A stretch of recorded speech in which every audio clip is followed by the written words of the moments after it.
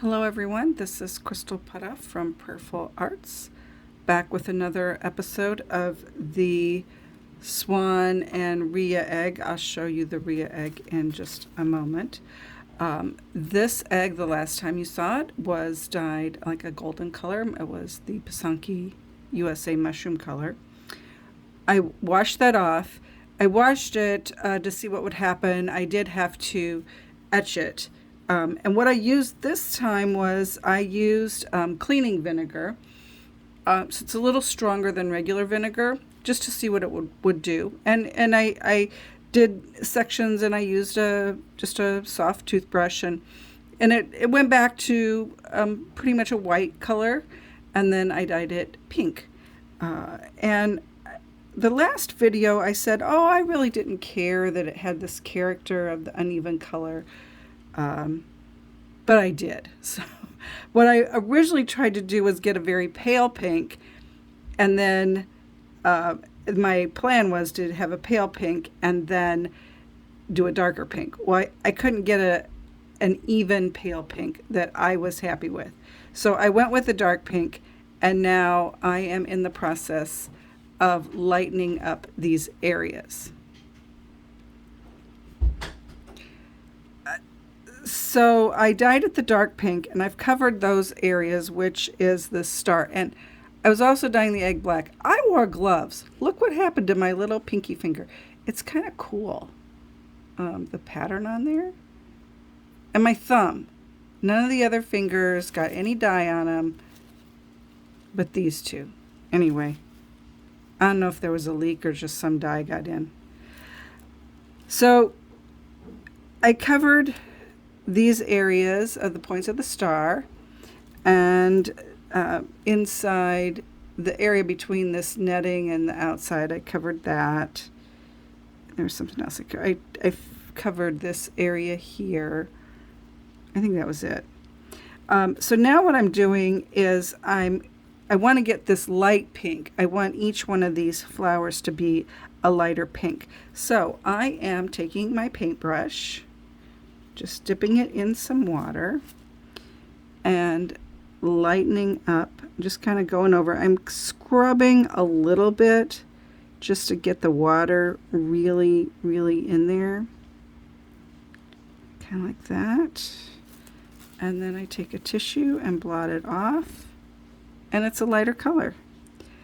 I was originally going to have this little bitty area in between there white, but I kind of like how it has that darker pink, so I'm probably going to fill in that whole area. I didn't want a lot of the really dark pink because it's such a strong color. It's somewhat overpowers, so I wanted it in a few strategic areas. And I think the darker pink behind this lighter pink will kind of set off these flowers really well.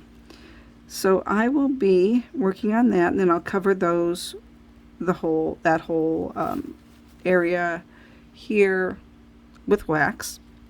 That will take me a little while to do that, but that's where I'm at. Progress on this. It's coming along nicely. The next color after this I will be putting on it will be some purple in a few areas, and then I'll be etching it back to white. At least that's my plan now. I may change my mind. Anyway, I'll keep doing that. And I do, I will let it dry, but it dries pretty quickly, and this takes so long to do. It'll be dry before I put wax on it.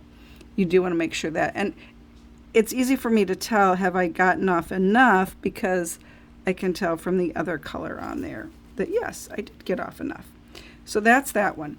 Now the, okay, tip for you. I learned this in a class. Use like a cup like this for your water, because then you won't accidentally drink it. Yeah, great idea. Okay, so here's the Rhea egg. Now, I have dyed it. I did my pencil lines, and you can kind of see them still. You can see them. They're that shininess. I wasn't able to get the egg a really dark black. You're seeing obviously the pattern from before. But when I looked at pictures comparing it, it's like, you know what?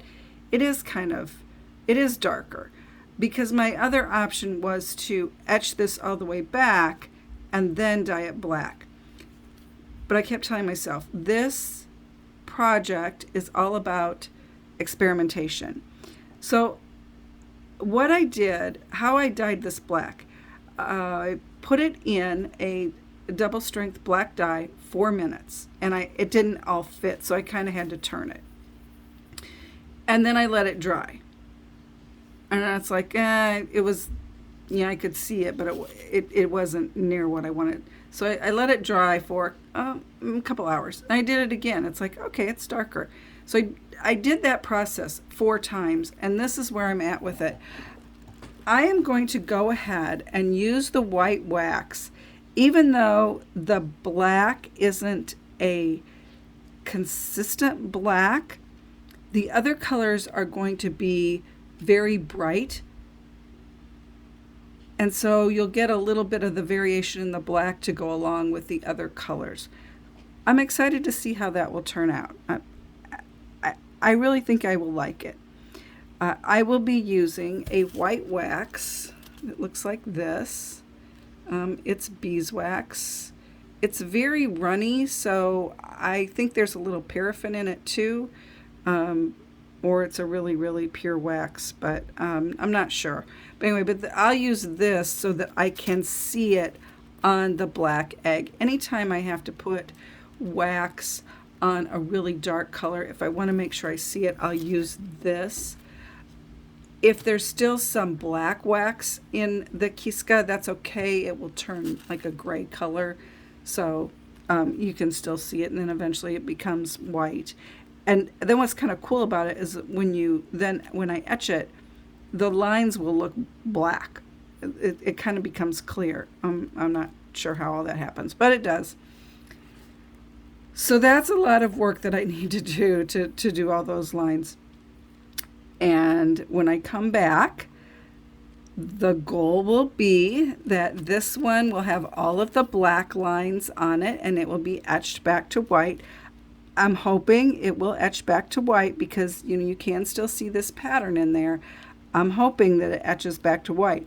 If not, we will be rethinking how this one works. And then this one, I will have all of these flowers will be a lighter pink color, and then I will be working on applying the purple on this, the purple area. So this one's actually a lot closer to being done than this one.